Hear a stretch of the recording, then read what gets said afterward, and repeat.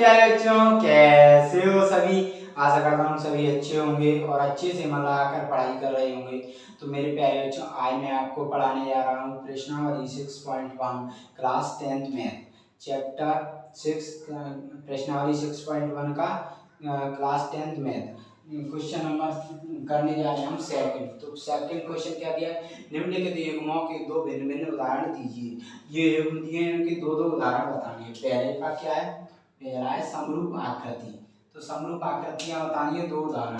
तो पहला ए से दर्शाते हैं, ए से मतलब पहले उदाहरण को ए मतलब पहला उदाहरण बताते हैं। तो पहला उदाहरण सभी मतलब वर्ग, सभी वर्ग क्या है, समरूप होते हैं।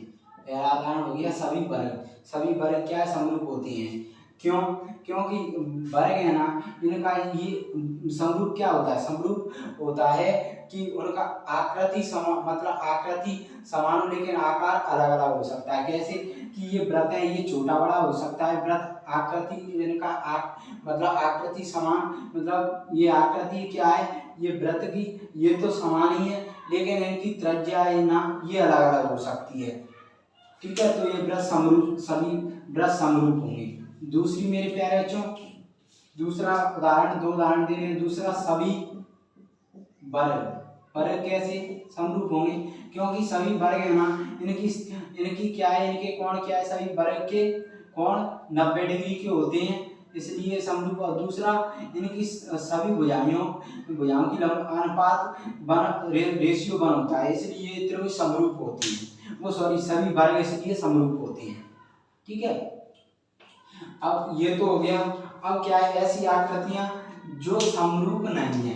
अब दूसरा क्या है, ऐसी आकृतियां जो समरूप नहीं है, तो इनका उदाहरण दो। तो पहला तो उदाहरण ये हो गया, पहला उदाहरण ये है कि सभी वर्ग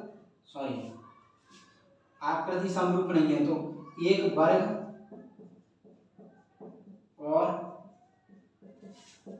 एक वृत्त, एक वर्ग और वृत्त कभी समरूप नहीं हो सकता, क्योंकि ये वर्ग है, ये वृत्त है, ये अपने आप में ही अलग आ रहे हैं, अलग है, इनकी आकृति आकार भी अलग अलग है, तो ये समरूप नहीं होगा। क्योंकि आकृति समान हो लेकिन और साइज अलग अलग हो तो समरूप होता है, लेकिन ये तो अलग है, तो ये समरूप नहीं होंगे। ठीक है, कभी नहीं। और दूसरा समरूप नहीं होने के लिए दूसरा क्या है, एक समबाहु त्रिभुज, समबाहु त्रिभुज और एक समकोण त्रिभुज कभी समरूप नहीं हो सकते। समकोण त्रिभुज,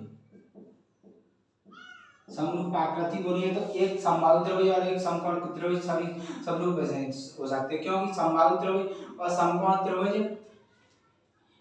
इसके कोण अलग होते हैं समबाहु त्रिभुज के, और इसका एक कोण 90 डिग्री का होता है, इसके कोण और इसके कोण 60-60 डिग्री के होते हैं। तो मतलब ये इनके कोण अलग अलग हैं, तो ये कभी समरूप और इनकी भुजाएं भी अलग अलग होती हैं। इसकी तीनों भुजाएं समान होती है, इसकी अलग होती है, तो ये कभी समरूप नहीं हो सकते। तो दो उदाहरण जो आकृति समरूप नहीं है इसके दे दिए मैंने, और दो उदाहरण जो समरूप है उसके दे दिए। मेरे पहले इसमें यही पूछा था। तो अगर ये समय आशा करता हूँ ये क्वेश्चन आपको समझ में आ गया होगा।